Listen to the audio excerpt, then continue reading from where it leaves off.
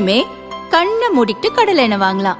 ஏன்னா மந்த்ரா கடலை எண்ணெய் இதயத்தின் தயாரிப்பு. வறுக்க பொரிக்க ஏன் எல்லா சமையலுக்கும் மந்த்ரா தான். மந்த்ரா கடலை எண்ணெய், அபார ருசி, ஆரோக்கியமான உடல் நலம். இன்று முன்னாள் முதல்வர் ஜெயலலிதாவின் 78வது பிறந்த நாள். இதை முன்னிட்டு பல்வேறு அரசியல் தலைவர்கள் அவரை நினைவு கூர்ந்து அறிக்கை வெளியிட்டுள்ளனர். பிரதமர் மோடி எக்ஸ் வலைதளத்தில் தமிழில் வாழ்த்து கூறியுள்ளார். அதில் அவர் கூறியிருப்பதாவது: ஜெயலலிதாவை அவரது பிறந்த நாளில் நினைவு கூறுகிறேன்.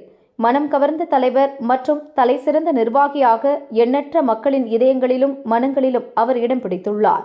அவரது வாழ்க்கை பயணம் மன உறுதி மற்றும் தீர்மானத்துடன் இருந்தது. தமிழகத்தின் முதல்வர் என்ற முறையில் பெண்களுக்கு அதிகாரமளித்தல் குறித்து வலுவான நோக்கத்துடனும் சமூக நீதி மற்றும் அனைவரையும் உள்ளடக்கிய நலத்திட்டங்களாலும் இயக்கப்பட்ட நிர்வாகத்தில் சிறந்த ஆட்சியாளராக திகழ்ந்தார். கருணை, உறுதி என்ற 2 பண்புகளையும் அவர் கொண்டிருந்தார். அவருடனான எனது கலந்துரையாடல்களை மிகுந்த மகிழ்ச்சியோடு நான் நினைவு கூறுகிறேன் என பிரதமர் மோடி கூறியுள்ளார். மத்திய உள்துறை அமைச்சர் அமித்ஷா கூறியிருப்பதாவது: மக்கள் தலைவர் ஜெயலலிதாவின் பிறந்த தினத்தில் அவருக்கு புகழஞ்சலிகள்.